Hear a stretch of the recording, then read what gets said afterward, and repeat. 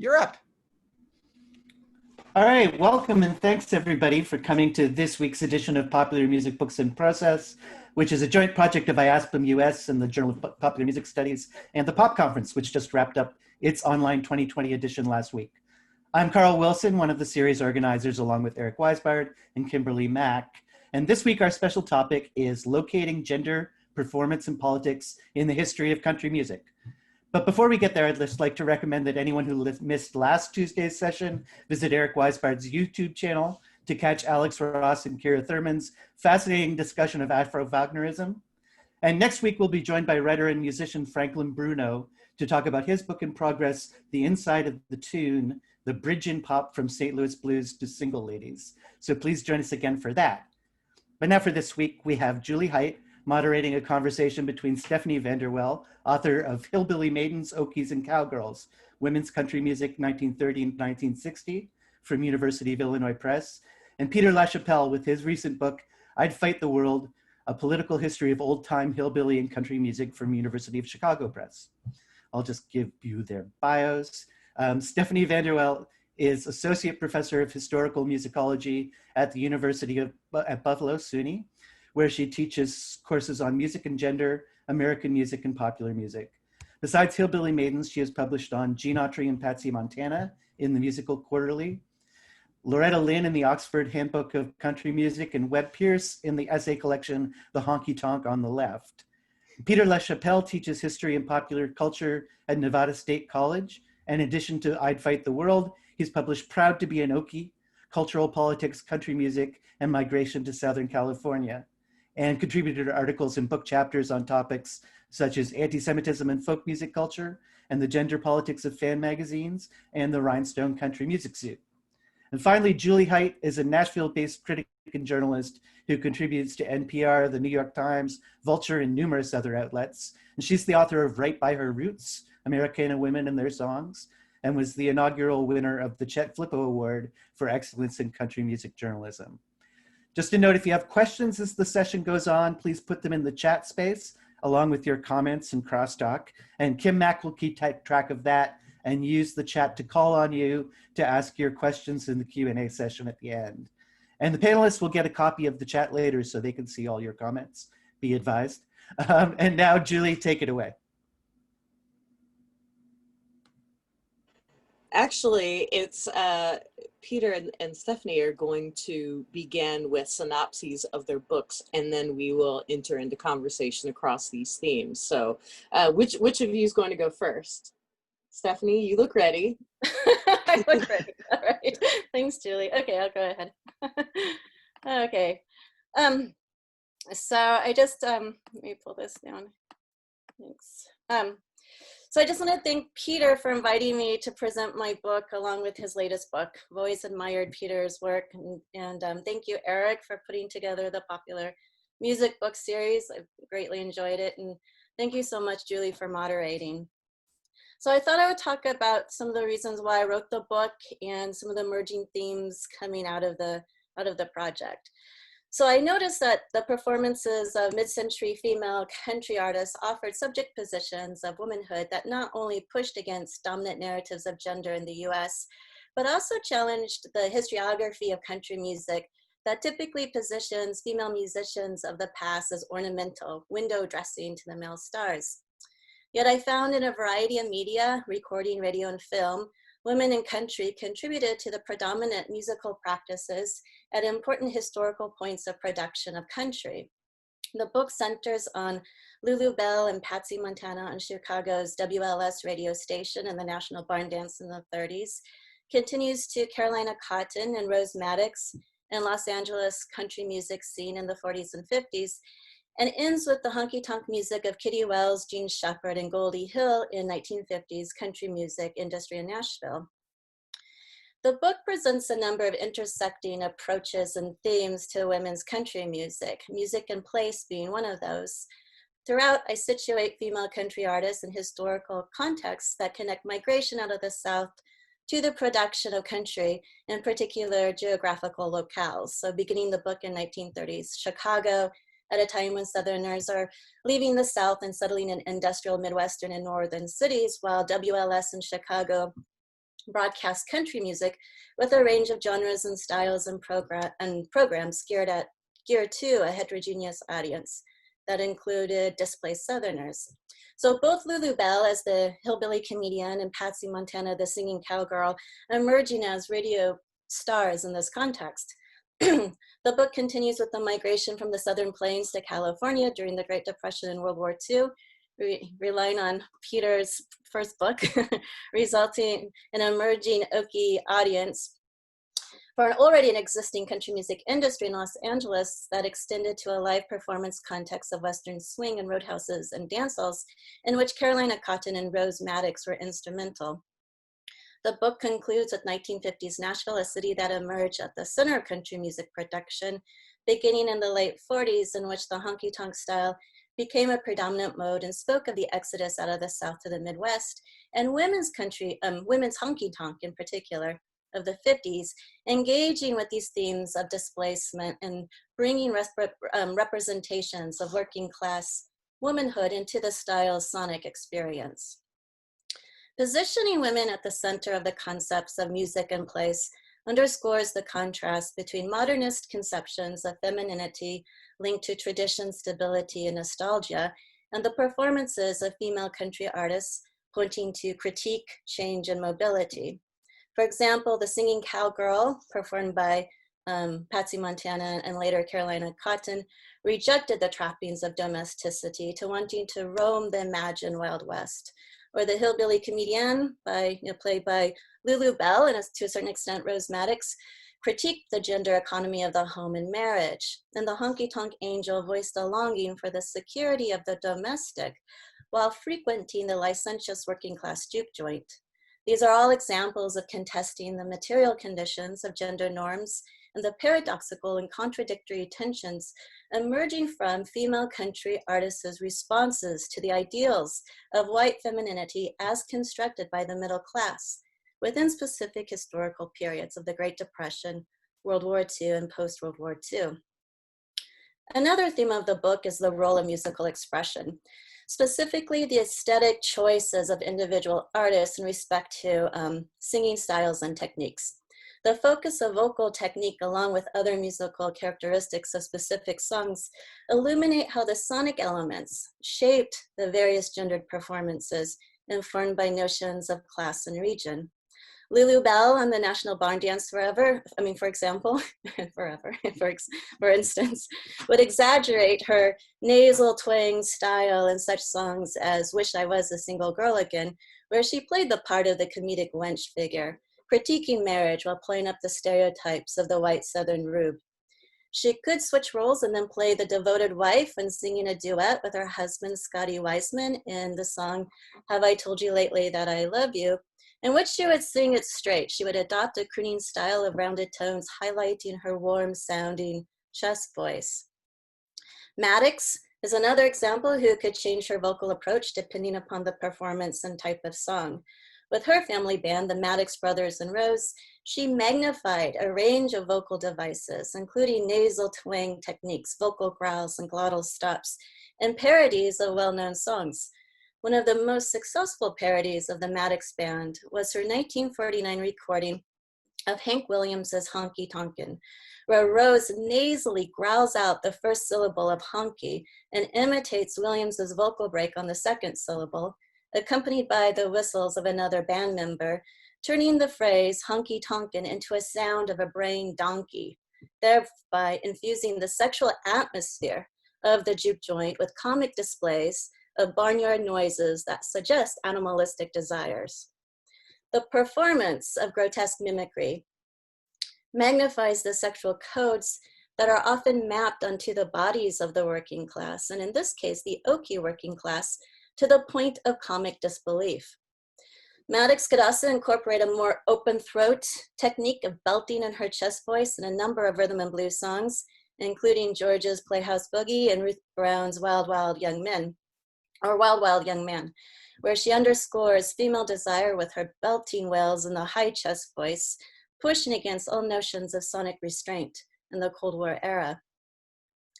The book's approach to vocal technique also includes how singing styles tie into country music theatrics, drawing from the practices of blackface minstrelsy and vaudeville. Vaudevillian female performers taking over male-defined roles of female impersonation extended to country music, beginning with Lulu Bell and Patsy Montana, and barn dance, continuing with Carolina Cotton in film, and Rose Maddox in dance hall. Women's honky-tonk reshaped the archetypical characters of male honky-tonk, and talking like early male honky-tonk of Al Dexter, but also you hear it in Ernest Tubbs songs and Hank Williams. So the archetypical characters, the tantalizing honky-tonk angel, the angry housewife, and the forsaken lover. And women's honky-tonk turning these into subjects instead of objects, subjects who articulated the emotional pain and desires of women that lay outside normative concepts of domesticity.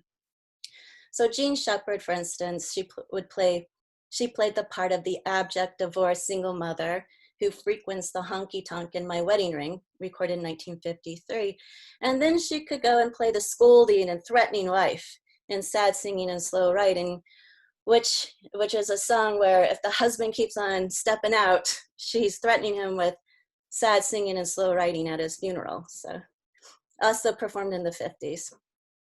And then when she performed it on television, she would do a lot of vocal hiccups too, to give it a more comedic, kind of play up the comedy and take away the more threatening, scary, I'm gonna kill you notions of the tune. Though I give attention to performative agency, I also consider how the marketing of women in country often try to rein in their stage antics and musical performances by situating them within the domestic. This strategy, it was really incredibly apparent in the careers of Kitty Wells and Lulu Bell. And the final chapter of the book also talks about how it worked with male artists too. Like, early promotional, like even after Hank Williams died, the promotional material kept on like pulling him into the domestic as this happy, contented domestic man. Wet Pierce, right? Never mentioned that he was divorced in his publicity. A man of moderate taste. George Jones and Johnny Cash really being marketed as the kind of nice guys next door that you'd like to go fishing with. Very different than their hardcore kind of country personas. So this strategy, was extended to, this kind of like pull for middle-class respectability to kind of paint country music in this kind of middle-class respectability. So this strategy was incredibly apparent in especially the careers of Kitty Wells, right, and Lulu Bell. Yet I noticed there is this like tension emerging from the journalistic accounts, and that really had to do with their individual success. Lulu Bell being the queen of radio in the 1930s, and Kitty Wells, the queen of country. And so the journalistic accounts would almost give you this kind of impression that their individual success really overflowed and spilled out of the domestic frame that they continually tried to stuff them in. So there was this kind of tension between success and the domestic. With Patsy Montana, however, her glamorous cowgirl persona became larger in life and subsumed her private roles as a wife and mother. And the Maddox brothers and Rose, they were largely marketed as a rags to riches story of family devotion and hard work to downplay the theatrics and the spectacle that was so integral to their performances. Carolina Cotton was marketed as the yodeling blonde bombshell after World War II, conflating her vocal power with an image of explosive sexuality, pointing to society's growing fears of not being able to control and direct women's sexuality into heterosexual marriages.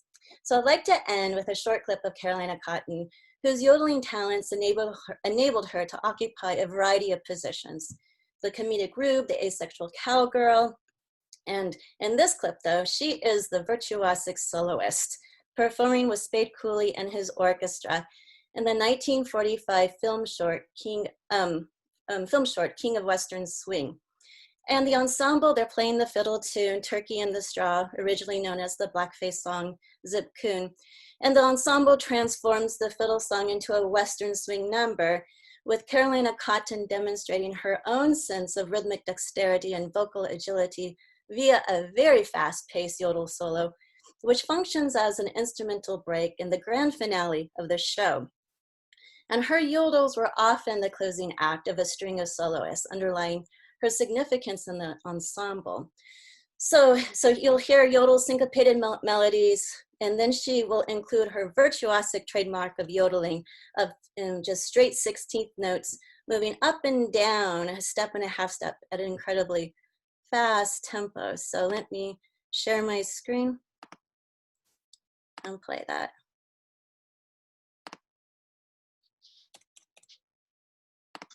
Folks were beginning to realize that there was nothing like an old-fashioned square dance, so Spade gave it to them in swing.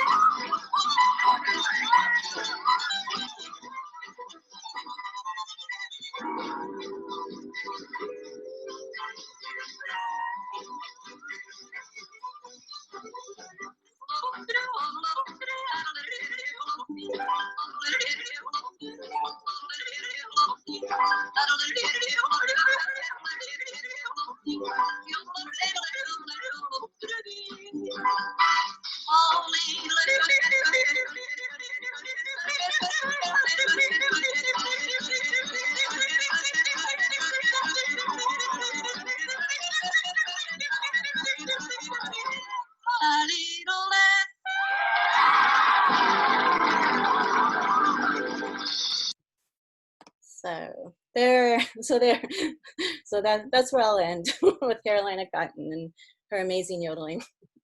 So. I guess I should jump in then.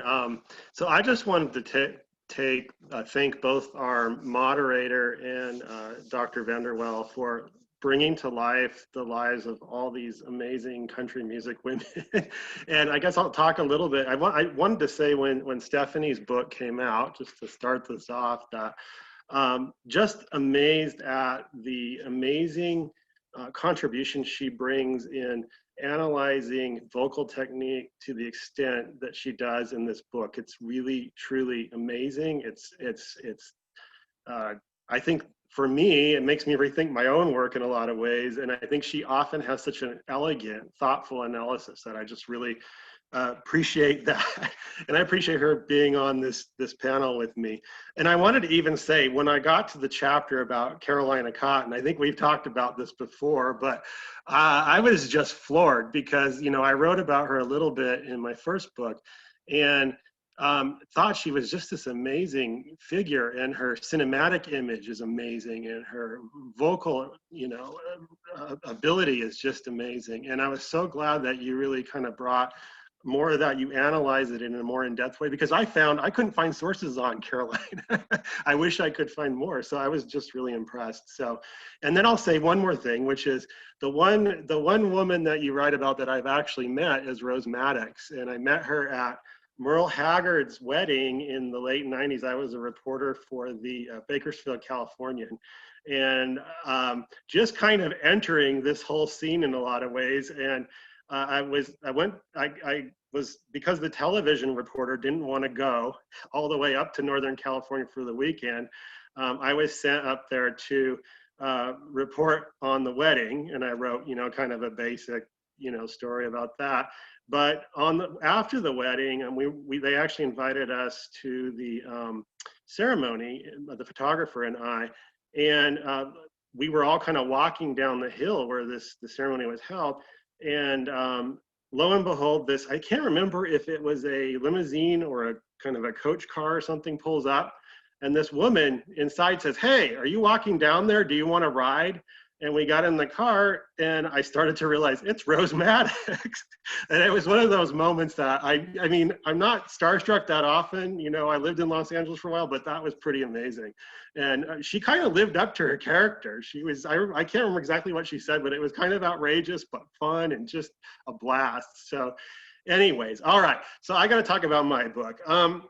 My book, so the focus for me today, is my second book, I'd Fight the World, A Political History of Old Time Hillbilly and Country Music. And I want to really kind of talk to you a little bit about why I wrote it, And then we'll see if I have time. I want to keep my eye on the clock here. I might read a passage real quick.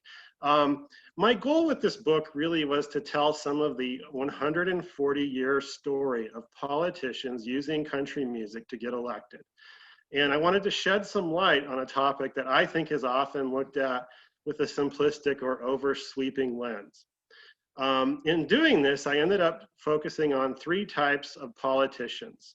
The first of these were the early avocational or amateur fiddlers, starting really in the 1870s and 1880s, although pushing into the 20th century.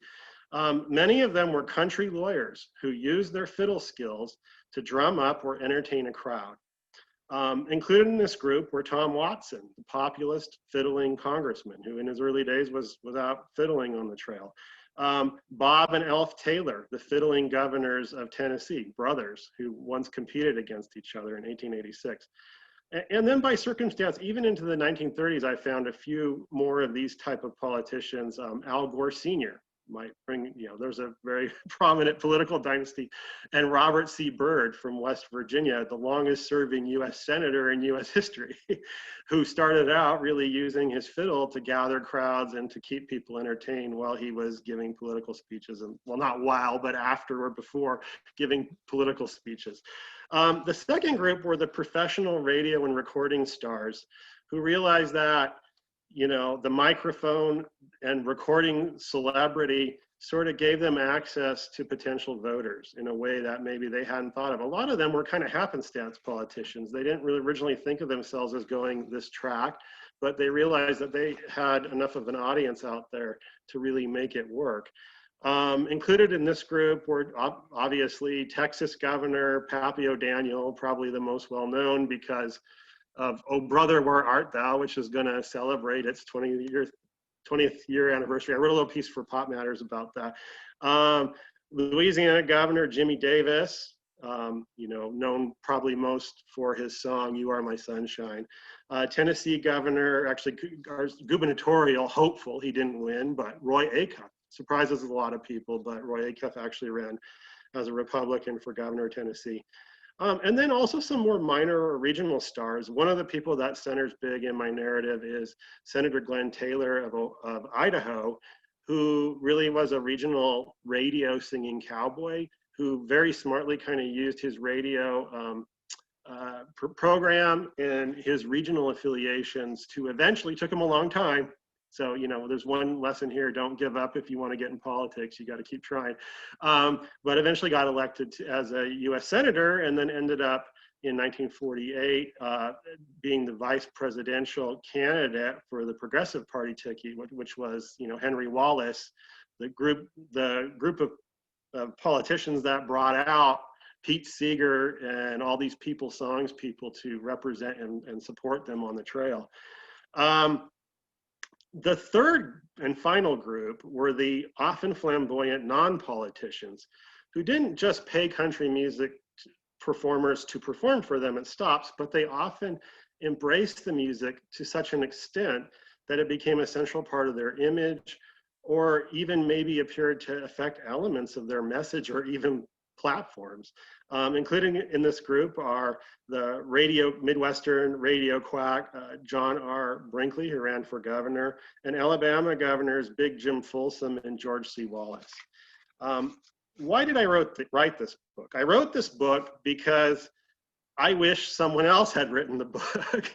When I was writing my first book, I was dealing with the California Okie country music scene, and Woody Guthrie and Merle Haggard and a whole bunch of other performers who would at times bring, obviously with Woody Guthrie and Merle, it's pretty strident, but often the political scene would come to play in the types of lyrics that they were writing and the themes that they took on. And I'm a big fan of Chris Willman's Rednecks and Bluenecks. I don't know if you've all read that book, excellent book. It surveys kind of the contemporary country scene in about the 2000s, the early 2000s, and it looks at connections between country music and politics. Very good book, but I kept feeling, and he hinted at it in that book, that there's a history that goes back farther than this, right? And so I really wanted to get into some of that. I really wanted to go back and cover the earliest expanse of country music's political history and try to bring the story up as far as I could into the present. I really wanted to know how precisely the genre had been used in specific political settings.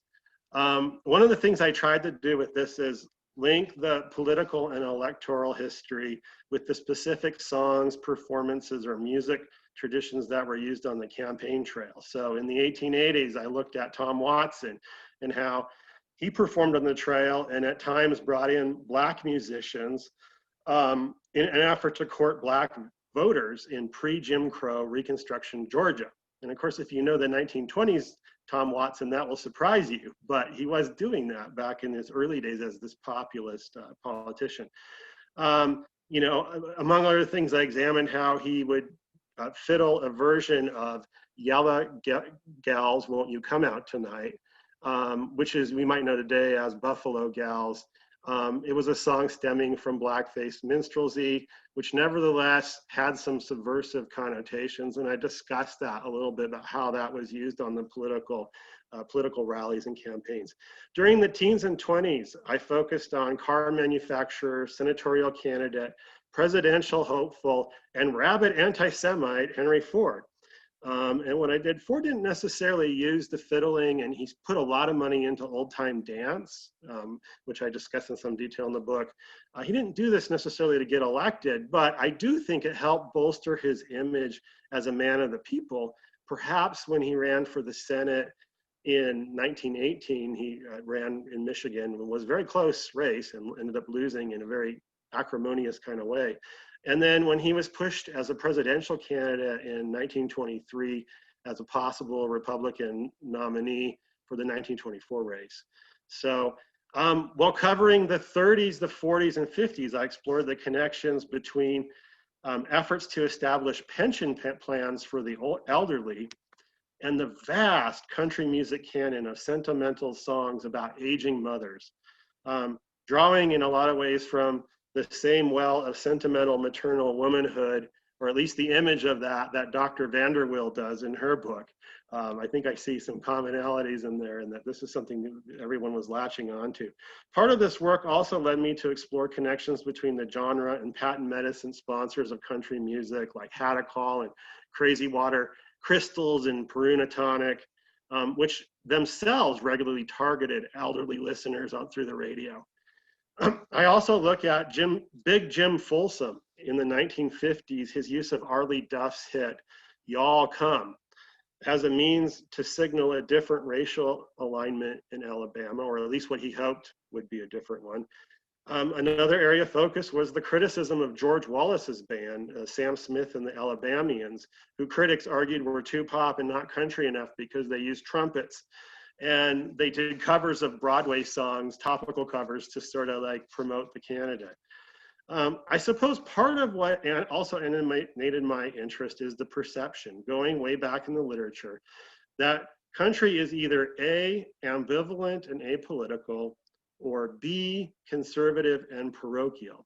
The first assumption disappeared pretty quickly as I started my work and I started to count the number of candidates from country versus other genres. And I did my best to find candidates in other genres, but I came across people such as Detroit City Councilwoman Martha Reeves, who has an R&B performing background, New Mexico Lieutenant Governor and guitarist Roberto Mondragon, Senators Sonny Bono and George Murphy, who at least had some connection with musical theater or musical movie production and those sorts of things. But I found that there was just a deep and wide history of country performers being involved in this sort of thing. As I delved deeper in the primary sources, I found myself on something of an emotional roller coaster. And Eric and I were kind of joking before this started that there's a yo-yo involved in some of these politicians, their political stances. And this was kind of distressing for me to deal with. There's a lot of things that were distressing in this history, but one of the things that would happen is one day I'd unearth a little tidbit about some really brave liberal or populist stance that one of these politicians would take, and I'd be so amazed and wow, that's so long ago and they were doing that, right? And the next day I would work on finishing up the story and find out that that same politician went in a completely different direction. They reneged on those promises. They veered to the right, right? It was a roller coaster. And the roller coaster part of it also was sometimes the realization that even with the politicians who remained true to their commitments, like Senator Glenn Taylor of Idaho, probably the most left-wing liberal person I deal with, nevertheless, what they did was often a drop in the bucket in terms of the predatory, exploitive, segregation, and political reactionism that reigned in the state or region that I'm dealt with. So, and so my overall assessment is yes, country isn't perhaps as innately and unendingly reactionary as it is often depicted. But when harnessed to the political system that these musicians and politicians were faced with, it often brought out the worst in people. And I don't think I'm going to have time to read a little bit because I think I'm going over, but so I want to have enough time for our questions. But I was going to read a little bit of my chapter 7, which juxtaposes Governor Big Jim Folsom of Alabama with his actual, protege, a guy who kind of followed in his footsteps, George Wallace, and the ways in which at least initially, their politics diverged significantly. I'll end there, and I guess do I hand it over to you, Julie? Yep. I want to say first that that I really appreciate the contributions that you both make in your books, because as we're getting at, you have both kind of taken simplistic narratives and complicated them for us, which I think is really helpful and is it's very important work to be doing. Peter, I really appreciate that you in following those trajectories that you may have found disturbing, the twists and turns that they took in individual, politicians' lives and careers, that you did show us that, the end destination was not necessarily predetermined, and that there was a lot of variation, a lot of evolution. It was not a monolithic matter. It was, not a given that, that a lot of those figures would end up where they ended up in terms of segregationism or their economic platforms or any number of other things, and that there was a real range in their aesthetic choices, the kinds of music, the kinds of sounds and bands that they employed on the campaign trail. And Stephanie, I think it's just incredibly important the way that you have given us new readings of Lulu Bell and of Kitty Wells and of the honky tonk space as not an exclusively masculine space or body of work. And I too really truly appreciated your analysis of vocality, because I'm fascinated by the mechanics of singing as a physical instrument and the things that it can signal to us in terms of taste and class and influence and that sort of thing. So I just wanted to say that to begin with.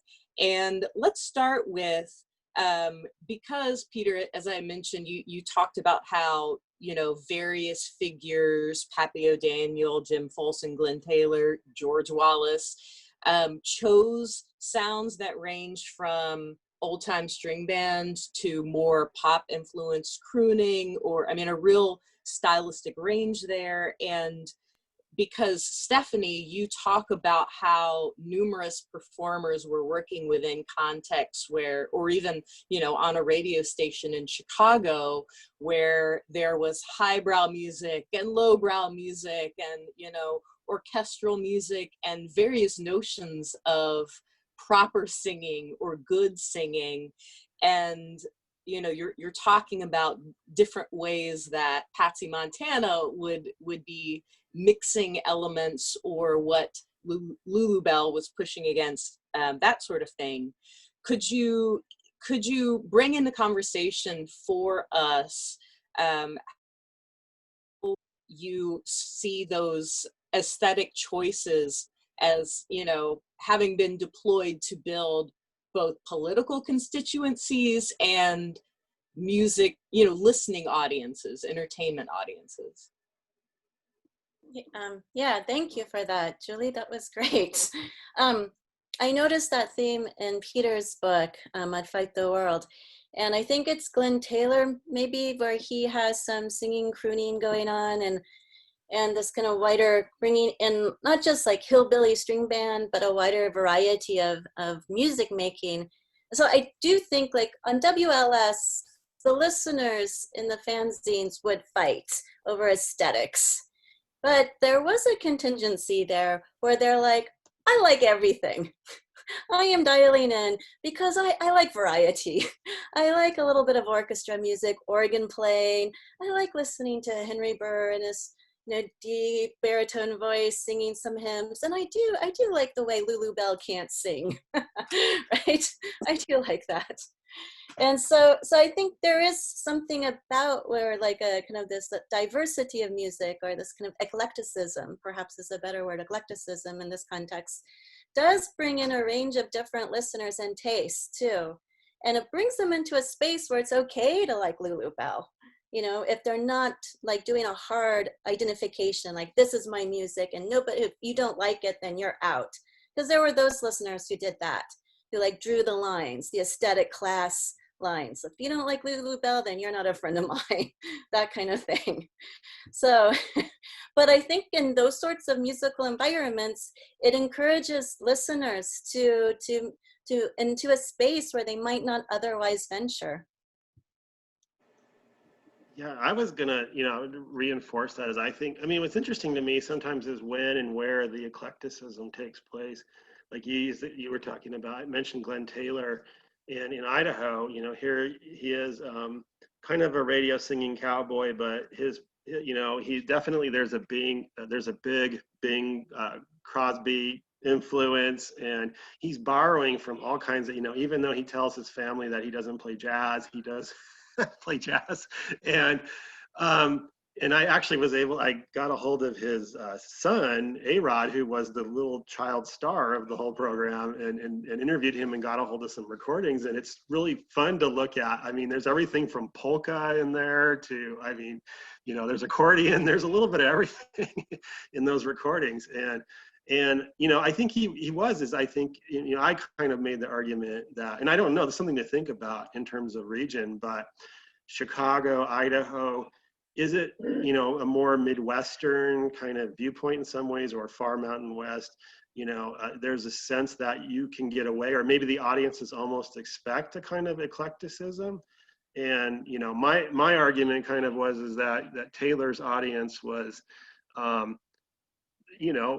isolated, remote. The radio was really central to entertainment and maybe even a sense of identity in some ways. And you had to play to all the audience. You had to play to the kids, and you had to play to the grandparents. You had to play to all these different constituencies. And of course, then as a politician, you got it too, right? So then you start thinking about, well, politically, how do I do that, right? And he did that because he was from the northern, more liberal, union, mining part of the state, and he moved down to the more Mormon, a little bit more conservative farming part of the state. And he decided that having a radio program there would at least introduce him to the local populace, so they might at least think about voting for him. So I think it would be great if we can zero in a little more too on the ways that the figures that you wrote about directly signaled how strong their identification was with working class audiences and with, migrant populations and that sort of thing. The use of, politicians and performers using pageantry and, the candidate ready to mop up the mess, that sort of thing. The unruly antics of the Rube country girl sort of, character to make space for resisting or commenting on or sort of further destabilizing political hierarchies, you know, patriarchal systems, class hierarchies. And I wonder too, if you could speak to, I mean, Peter, you use the word combativeness in the introduction of your book as a descriptor of kind of the overall spirit of the use of, you know, all varieties of country music and political campaigns to kind of signal just open defiance. Whereas Stephanie, I feel like a lot of the examples that you give us in your book, that you're pinpointing a lot more artful kind of, you know, speech that performers, multi-layered speech, things that have been sometimes missed or misread, you know, by others who've looked at these performers in ways that they were interacting with narratives about gender and class in their context. So yeah, talk about the use of pageantry and theatricality and those particulars. Well, the first person that comes to mind is Lulu Bell, because she was such an important figure to the National Barn Dance. She's broadcast nationwide on the NBC network, and she feminizes migration. She feminizes the white Southern migration up to the Midwest just by her very introduction onto the show. John Lair introduces her as the girlfriend of Red Foley, who's someplace in the South listening to Red Foley sing on WLS, and that's her boyfriend, and he's left her and he's up in Chicago singing. And so her whole introduction to radio was supposedly she trekked up there, followed him. She had a great big 50-carat faux fake diamond ring on, you know, and she's dressed in this really hyperbolic manner, a petticoat showing, and kind of, you know, just that whole like incongruous, you know, this old-fashioned femininity, but it's misplaced, like it doesn't fit well. But she has very aggressive, assertive manners. So, I mean, kind of coming off a blackface minstrelsy as far as inhabiting the space of the wench. And she really copied Elvira Weaver, who had a very confrontational manner, and the same sort of costume in film, like Grand Ole Opry, which is, you know, it does have a political moment when they throw this governor who's going to like put away the farm bill into jail, and they cover up his broadcast with square dancing music. So, but anyway, so she's feminizing this migration. You know, we associate like mobility and migration with kind of a masculine position, but here she is feminizing it. You know, she's hunting down her beau. And then she continues with this really kinetic and slapstick humor very early on in her show, where she's disruptive to other acts. You know, when you're on the National Barn Dance, you're also performing to a live audience. So you're sitting on a bale of hay while somebody else performs. And it was usually the Cumberland Ridge Runners who were performing. And she would drag her hope chest out, this hope chest, right? This hope chest, it's a promise. It's an old-fashioned promise of domesticity. And she had like sandwich, it was just like really, it's like performance art. She would make sandwiches. She had sandwich makings and she would hand them out to the audience. While Linda Parker is trying to sing, you know, the little sunbonnet girl is trying to sing. And Lulu Bell would say in an interview, they got to hate my guts. They hated me, the Cumberland Ridge Runners. And Hal O'Hara, the male announcer, would get so mad at her because it got to the point, as soon as she started to move, the audience would just start laughing hysterically. And she did this all the time. Like this one time, Patsy Montana was on the NBC broadcast. Patsy was usually on the regional broadcast, you know, not the NBC, but she was filling in for Lulu Bell. But really, Lulu Bell was in the audience throwing peanuts at her while she was singing her heart out on Texas Plains. You know, so she was, you know, so Lulu Bell was very disruptive, and so I guess that moment when she's talking about back to the announcer, it really made an impression on Lulu Bell, because she went home. She's young. She's 17, 18 years old. And she goes home and she like complains to her mom. She's living up with her mom, and her mom's like, don't you take anything? So she didn't. So she came back and she talked right back to him. And the audiences loved it even more. And so I think she inhabited this space of this, you know, inhabiting this caricature at times, right? But also something, you know, that whole tension that other people have written about, you know, Eric Lott and about blackface minstrelsy and Pamela Fox and country music, that disavowal and identification, right? I'm not that. That is funny, but that's not who I am. Or, oh, I am that. That's hilarious. That's who I am.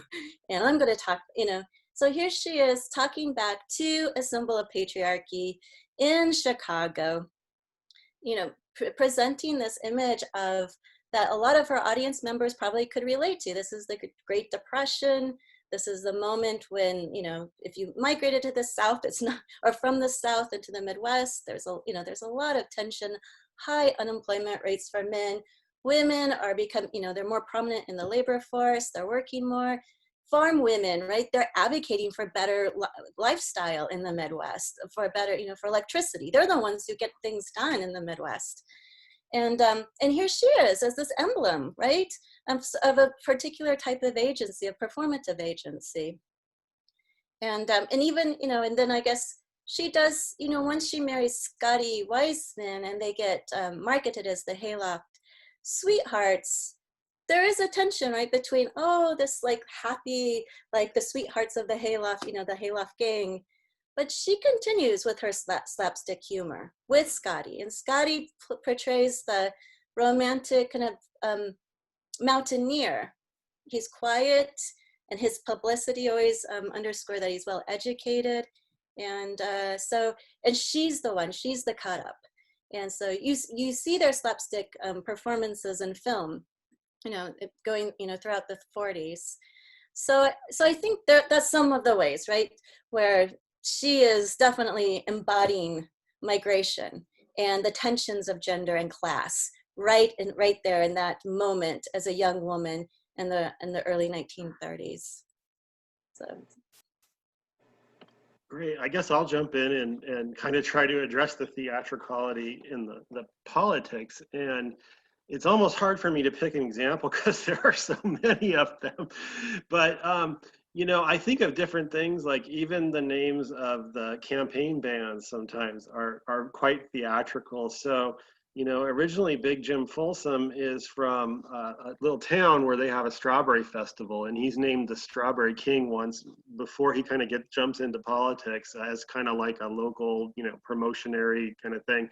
And he names his band the Strawberry Pickers. And then the next campaign, he renames it, and he renames it like 3 times. One time each time it's a different thing. So it's the Strawberry Pickers, and he has I think it's a basket that he hands out to, and not necessarily to raise funds, but to sort of buy this idea of participation from the constituents who gathered. It's not just about sometimes it is about making money and actually paying the band to go to the next town. Sometimes it isn't. Later on, it becomes the meat grinders, and they're carrying a ham sack. And his most famous one was the suds bucket, right? Which if you go, the Alabama Department of, what is it called? The Heritage and History. You can see the example there of what he was, kind of using. And he was the politician that kind of ended up being the model for the "Oh Brother, Where Art Thou" in terms of holding up. He had a corn shuck mop, homemade cleaning item for the kitchen, and this wooden bucket, the suds bucket. And his argument was he was going to, sweep the Capitol clean of all that corruption and that sort of thing. And one thing I kept coming across as I worked on these and looked at these different examples of, both of the music or other kinds of theatricality, is how much they resonate today. And, certainly I drew the connection between sweeping the Capitol clean with the mop and bucket to, Trump's arguments that he's going to, drain the swamp, right? Which, of course, some people have argued it has its roots maybe in some of Mussolini's rhetoric. I'm not sure if that's where he got it from, but it certainly seems to me not a far stretch to see the connection between that and what Folsom was doing. And that image of that mop or the broom is an old one in American politics. It goes back to Andrew Jackson. There were arguments that he was going to clean out the Augean stable. If you know Greek mythology, that's the really nasty, 300 years of animal droppings that were cleaned out, and in terms of the capital, in terms of politics then, and then even in the 1880s in the North, there were immigrant German street cleaners who used it as a symbol of cleaning out government. So, you know, it's always this relevance, interesting and strange ways to sort of what we see today. And yeah, I don't. I wondered, Peter, when you said that listening to Stephanie's analysis of vocality made you rethink some things or wish that you had, you know, worked in some different themes. I wondered if you were thinking about the vocality or, you know, styles of oratory or speech patterns of the politician and the accents and things like that. I mean, how they actually use their physical voice. And that's difficult, certainly for them, like when you get to the 50s and 60s, you have enough recordings around. And there are recordings of Pappy O'Daniel's gubernatorial addresses. I couldn't really find campaign addresses, although there's a lot of news coverage. And, you know, the amount, I mean, what's fascinating to me is that part of it was, you know, he was bringing live entertainment to town, and the people in these little towns in Texas were literally crawling on top of trees to be able to see him and his band. And because there was such a turnout, and you know, he was kind of, you know, really using that and using his celebrity as, you know, he wasn't so much a musician himself. He did write some music for the Hillbilly Boys, but he always promoted bands, and he always had his campaign band, which had his two sons in it. Again, you know, the family connection that we see so prominently in the presidential race in some ways today. You know, so, but in terms of like thinking about the vocality, like one of the things I've been kind of working on as I'm kind of got a follow-up project is I'm looking a little deeper at some of the mainstream Opry performers that went out on the road for George Wallace. And, you know, this is, I mean, sometimes it's shocking. I mean, one of the things I've just come across is Roy Clark's involvement in that before this is again that yo-yo or the roller coaster. I grew up watching, you know, Roy Clark on Hee-Haw and kind of had an image of him and idolized him. And then I'm finding now, you know, the extent to which he, at least in one campaign before Wallace had fully sort of given up segregation as his kind of main plank, that he was out sort of really pushing him and that sort of thing. But in terms of some of the other performers like Billy Graham, one of the things I got really interested in is the song that he played all the time, which was his signature song, Gotta Travel On, right? You know, I looked at the roots of it, and I'm finding it has this really deep history in African-American musical performance that is almost kind of shocking to me. And if you listen to, I kind of juxtapose them in the recordings. I put, you know, Gotta Travel On, and then right after it, Police and the High Sheriff, and which is a blues recording, blues harpist from the 1930s. You know, you can see the connections between those two songs. And there's this weird sort of side trail in all of this where the Weavers and and Pete Seeger were involved in putting their hands on the song for a while, and Paul Clayton in New York. And then it ends up kind of in the hands of Billy Graham and eventually George Wallace. And, you know, it makes me think about, you know, the performance style that he chose a lot more, about the lyrics from the folk tradition that he kept in and which ones he left out. There's just so much to that. And since you brought up performers who campaigned on behalf of George Wallace, I wondered if you would be willing to sort of give us your side-by-side analyses of a figure that really is a pretty complicated figure, even though we don't always treat her in that way. She's not necessarily a prominent figure in both of your books, but Minnie Pearl is who I'm thinking of, because she descends from you know, the Hillbilly Rube comic tradition, and had that persona of the naive, man-hungry country girl who, you know, would try and fail to be ladylike, couldn't remember to take the price tag off of her hat, couldn't land a man, that sort of thing, and also did quite a bit of campaigning for George Wallace, and I believe other candidates as well, and also, I mean, was an embodiment, you know, in a way of a kind of the kind of, she and Roy Acuff on the Grand Ole Opry, I mean, she was obviously inducted into the Country Music Hall of Fame very early in the mid 70s, so was already canonized and revered at that point in time. So how do you read her? All of what do all of those things add up to? Are you?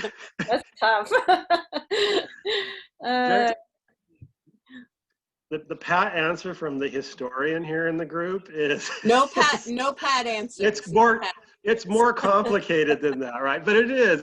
She's a very complicated person, and I think that's an interesting thing. I kind of see, if I stick with just sort of straight politics, I see a very interesting connection between her and one of the people I talk about in my book, which is Hattie Caraway, Arkansas senator, the first elected woman senator in the United States. There was an appointed woman before her, Rebecca Latimer Felton. But, you know, there were a lot of southern states were on the cutting edge of electing women, and we don't always think about this. And now there's an interesting history there. Now, you know, with Caraway, she really pushed kind of New Deal, liberal policies in a lot of ways, but always sided with the rest of the southern contingent in Congress when it came to racial issues and issues of anti-lynching, segregation, things like that.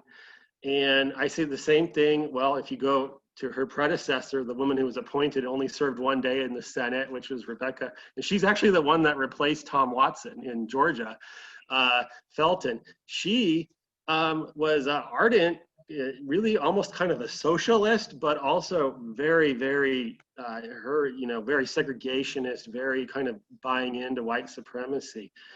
And, you know, it's kind of a contradiction sometimes of white women in positions of power kind of dealing with that. Now, would I put Minnie in that category? No.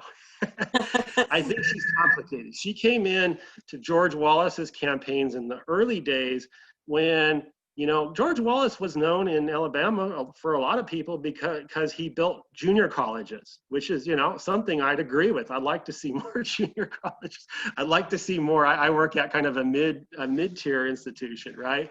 You know, he did do things in kind of almost a social democratic sort of, you know, light.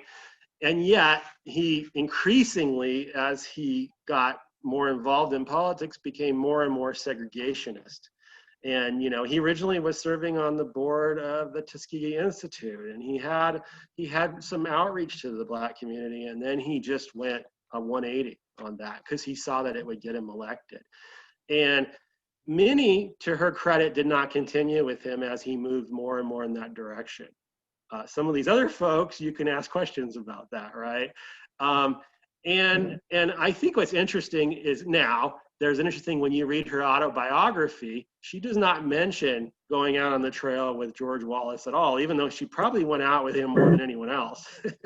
Okay, she mentions a couple of performances she did for, and make sure I get the name right here, that he was Truman's vice president, Senator Alben Barkley. And, you know, Barkley was a much more moderate figure in Southern politics at that time and admirable. And she talks in her autobiography about how she really admired Barkley and admired FDR and how everyone had FDR's picture in their home and this sort of things. And I think there's a little bit of, she wrote this, you know, her autobiography came out in 1980. I think there's a little bit of forward thinking about her legacy. And do I want to be associated with George Wallace? Or do I want to be associated with FDR and Barkley? And she made a very conscious decision, and a smart decision in some ways, even if we can criticize it, right? You know, and that's an interesting question. Also, you know, there's a whole story of her husband who was from a prominent Nashville political family. And so she always had connections with politics. She was always kind of seeing it from the inside in a way that probably everyone else wasn't. And I just think there's I mean, I wish I could write a whole book about her, but I don't have time. I think there's a lot of interesting Good. stuff. Why can't you? She does, by the way, her autobiography, I read tons of autobiographies for this. It's so well written. It's really up there in terms, so I recommend it. It's dusty and whatever, but if you can find it, I say go for it. Okay. So I think maybe we should begin the Q&A and open it up to the larger group, if that's all right with everyone. We have a question from Franklin Bruno. Franklin, do you want to unmute? Yeah, it's just, can you hear me? Yes. Yes. Yeah, it's just the question that I have there.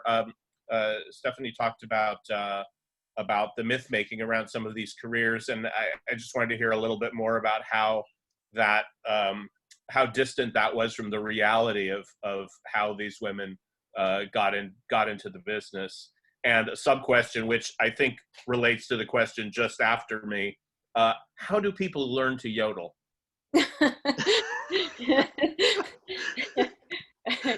Stephanie, by the way, your explanations of all these vocal techniques were like amazing. I'm like, geez, I'm going to try this afternoon. Well, I did sit and teach myself how to yodel. I mean, it's atrocious. I'm not very good.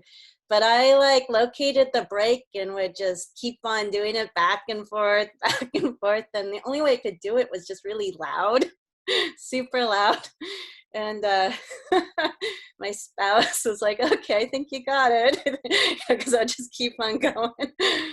So I never learned, I mean, like maybe if I just kept on practicing, I could maybe like yodel a lovely melody. But all I wanted to do was locate the break. So I understood where it fell in the vocal range. So yeah, so the myth making, right? I guess the myth making, like Patsy Montana, right? There's a lot of myth. I mean, she's on the cover of the book, and she's out in the Wild West, she's standing in front of a fire.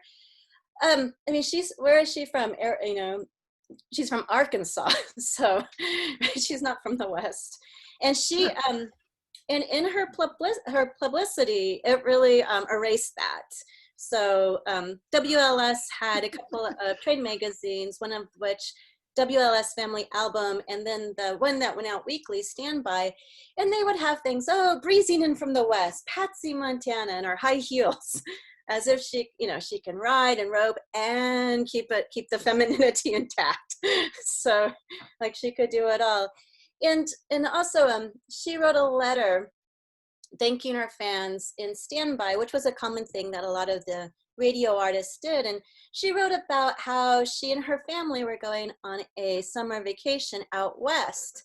And she positioned that really as her home. This was a moment to show her husband where she was.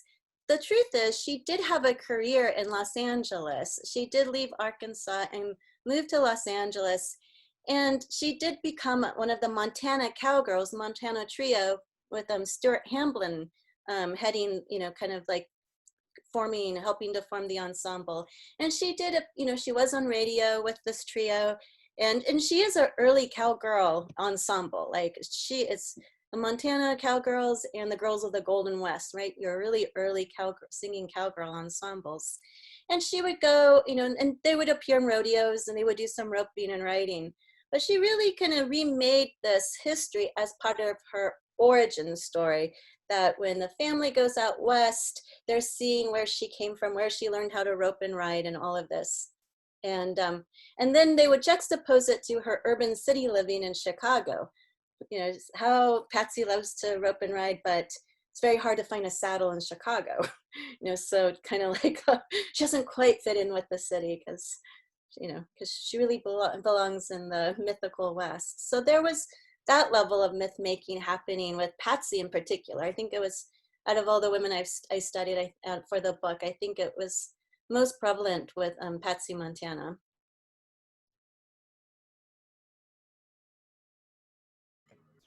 Okay. Thanks. Olivia Mather has a question next. Sure. Stephanie, I think you already probably answered about half of my question. But like Peter was saying, when I was reading the book, and you had all of these terrific descriptions of what's going on in the voice, like this is something that I've been waiting for because, yeah, I want to know, and I want to be able to teach that to students so that they can be able to say, here's what, you know, this voice sounds like versus that. And so I would kind of try things out too, but I couldn't quite do it. So I just wanted to know, like, how did you get to that spot where you were able to take in all of that technical vocal information and analyze it? I guess I'm just wondering, did you take lessons? I mean, the yodeling, what you explained before was very helpful, but how did you get there? Right. Sometimes I would talk to my vocal colleagues and be like, am I right? You know, I would do that. And I mean, that was the excruciating part about the book. It's just like, you know, that's the part that took a long time. I mean, it was really easy to read the trade magazines, listen to narratives, right? Transcribe melodies, get the harmonic and song forms down. But oh my goodness, it's like, oh, is Maddox really nasal? Well, what's she doing here? She changed it up. Oh my God. Like I can't pigeonhole her. And or what's Jean Shepherd, you know, doing when she has that weird, you know, where she's singing from the back of the throat with a really bright, twangy sound that that sometimes goes through the nose because she has a lot of nasal consonances, but also just resonates in the nasal chamber too. So I just did a lot of singing and I was like, okay, what's happening? Oh, and I sing Kitty Wells, you know, like, oh, my throat, right? and I would demonstrate for my students. I would like push my chest voice as high as I can to like the B, and I would just belt it out nasally, and they'll be like, "Oh my," you know. But I would also play, you know, like I also play like for pedagogical purposes, Alan Lomax's recordings of shape note singing, of like right of that one of David's Limitation, where you hear I think it's a woman's soprano or alto, you hear her singing the chest voice way up there. I mean she just dominates the entire sonic fabric. And so, you know, when I'm teaching this to like music majors in particular, but even non-majors can hear that. They're like, oh, so that's an interesting thing, you know. So right, so it was hard work. But I just did a lot of singing, and I read a lot of vocal treatises, everything, you know, even if it didn't pertain to like country music. I read, you know, everything about bel canto. I read everything, like all the vocal pedagogues, even though they completely disdain a lot of this. And so just to get my head around how the voice works, how the women's voice works in particular, with the different registers. Well, I think it was really important because we have to be able to go past general statements about twang or accent or nasality, and you do that. So well, thank you. Yeah, it was really helpful to me personally. I'm going to be going back to those. Thank you. Thank you. It was very hard, but I'm glad it works. Okay, Carl Wilson has a question for Pete. Yeah, Pete, I was wondering if you ran across cases where there were like battling endorsements between different country acts for different politicians, and whether there were any instances like that that kind of revealed anything about political division lines in the music community and among the country audience, whether there are stories like that as well.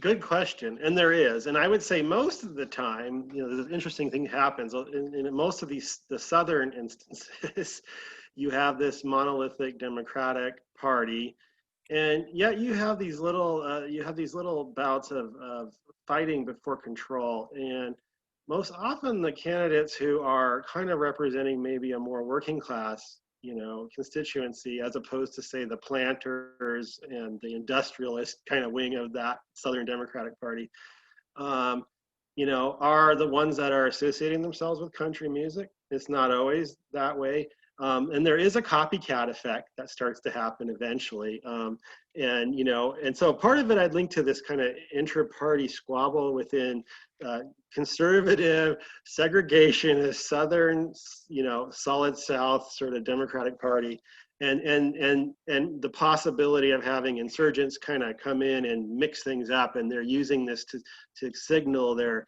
allegiance with the common person, or at least the common white person. They have to kind of do that. But what I find interesting, like good examples by the 60s in Alabama, they went crazy and everyone was bringing their bands out, including Bull Connor, who was running on the far right for governor at one point.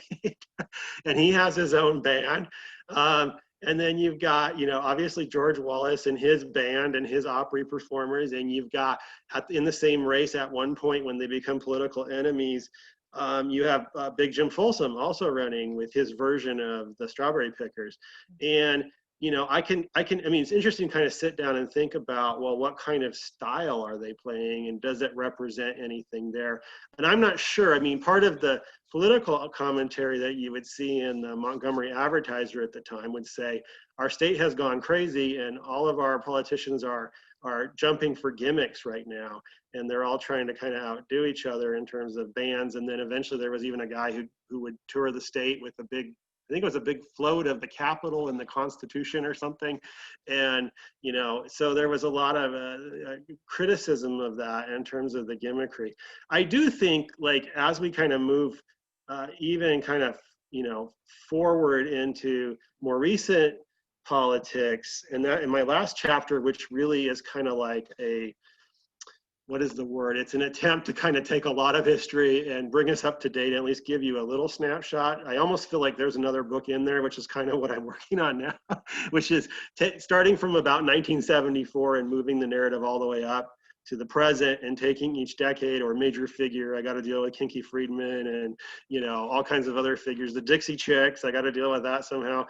I really kind of want to go into more detail there, but one general trend that I noticed, and this starts, I think I suggested in the 90s with George W.H. Bush's campaigns, is the slow alignment of more mainstream, or sometimes it's older country music artists in the more mainstream, element of the genre, siding with Republicans. And then people on the more edgier roots, or the people who combine more rock, Rodney Crowe, people like that, Dixie Chicks eventually, as kind of, I guess I'd see them in kind of the rootsier edge. I don't know, it depends on what album. But as, tending to side with the more liberal or Democratic candidates. And I think that there is still probably some truth to that today. It gets mixed up sometimes, like Ralph Stanley endorsed Obama and made a series of radio commercials that seem to be pretty effective in a regional sense for Obama in terms of getting some electoral votes. And, there are contradictions there. But yeah, I mean, the big thing since Trump, the big story the Guardian had, which was that country musicians seem to be afraid to take political stances since Trump, because, they saw it as a very volatile election. And there are some who have, but, there's a lot of people who you would expect to be out there and aren't really doing much or saying anything. And yet there's still this kind of, group of kind of alt country or roots country artists that are still kind of coming out for Democratic candidates as well. So. Great, thank you. All right, Lee Edwards has a question, and we have one more after that. Hi, I just wanted to say to Stephanie, I really appreciated the points that you made about Dolly Parton in your book. I thought they were great. So I just had a question about medium. I'm wondering if you can elaborate on differences you see in how the artists are working on performing gender on radio versus TV. Oh, that's interesting. I'm gonna turn off my lights. Can you? Radio versus television. A lot of the early television still continued the vaudevillian tactics of barn dance radio. So Town Hall Party, like with Rose and Joe Maphis, they do a lot of that gendered vaudevillian stuff of underlying like gender strife. So there's still lots of that going on, like Wanda Jackson performing on Town Hall Party. I mean, really amazing performances. But I was thinking of the show, the country show that came out in the 50s. And, you know, I bought all of it. I have it like over there, like the whole thing of the DVDs. And it's like the Grand Ole Opry went to television for like a year and a half or so. And I didn't notice a lot of difference, to tell you the truth. Like Minnie Pearl and June Carter inhabiting the space of the hillbilly comedian that Lulu Bell did on radio is very evident there. I mean, June Carter is hilarious. And she does so many outrageous, funny things. I mean, like pulls the rug out from under like Ernest Tubb and you know, and just like, and her husband, Carl Smith at the time. I mean, just really crazy things. So you can tell that June Carter's rehearsed. You can tell that she does the same thing, because I'll listen to her on radio, like at the Louisiana Hayride, and she's doing the same skits, but now she's making fun of Johnny Cash. So, or the Wilburn brothers, you know, whomever she's, you know, part of the act with. So I didn't notice that big of a difference. It's not like, okay, we're on television, you know, suit up. It's almost just kind of like, this is my act, and I'm taking it wherever I go, whether it's in film too, like these moments where country acts are in film. So I think it's just, yeah, I think it's their act and they continued with it. Thank you. All right, our final question. Barry Mazar has a question. If you want to unmute. Yeah, hi, this was for Stephanie. This is something I've been puzzled by, and I wondered if you were able to find out about it while you were looking at it. Carolina Cotton and a number of other women who were pretty prominent in the films of the time, soundies, all of that, had this visual presence and presented as you were showing. They didn't really have recording careers to speak of. And you generally think of somebody who gets pop enough to get on the screen as somebody with broad appeal who would do it. What was the mechanism? What was going on that there were all of these generally forgotten screen-only women? Right. She did record quite a bit, actually. And those recordings are now being re-released recently. But she has, I mean, she did record. She wrote a lot of her own material, her song material, like I Love to Yodle. And she records that with the Hank Penny Orchestra. So she did do a number of recordings at the time. So she's going into, I mean, she's in a variety of media, right? She's live in Western swing in the dance halls. She goes to film, and then she is also recording, not to the same extent as, I mean, I don't think she had like a recording contract with Capitol, like Rose Maddox did. Yeah, it wasn't a big thing, yeah. Yeah, it wasn't a big thing like that. No, but she also fades too. As soon as, there was going to be, and maybe because, well, there was going to be a television series of her.